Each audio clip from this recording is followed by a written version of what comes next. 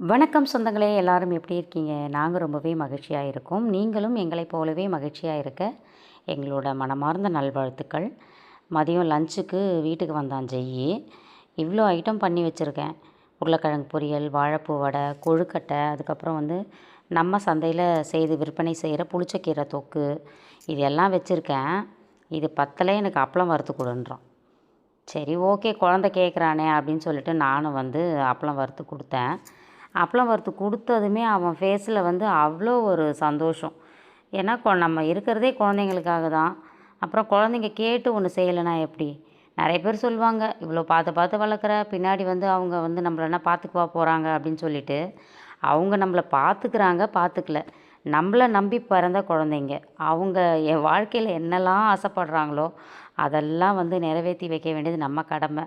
பின்னாடி நம்ம வளர்க்குற வளர்ப்புன்னு ஒன்று இருக்கு இல்லையா? அதுக்காக குழந்தைங்க நிச்சயமாக நம்மளை பார்த்துக்க தான் செய்வாங்க. என்னோடய நம்பிக்கை எப்போதும் வீண் போகாது. அந்த நம்பிக்கையில் தான் நானும் போயிட்டுருக்குறேன். நைட்டுக்கு பார்த்தீங்கன்னா தோசை சுட்டுட்டு மதியம் வச்ச சாம்பாரே இருந்துச்சு.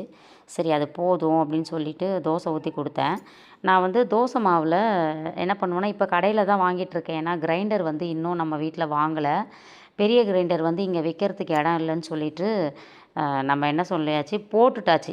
எவ்வளோக்கு எடுத்தாங்க அப்படின்னா, அந்த கிரைண்டரை வெறும் 450 ரூபாய்க்கு தான் எடுத்தாங்க. அப்புறம் 50 ரூபா போட்டு கொடுங்கன்னு சொல்லிட்டு 500 ரூபாவா எடுத்துக்கிட்டாங்க. 500 ரூபாய்க்கு எடுத்துக்கிட்டாங்க.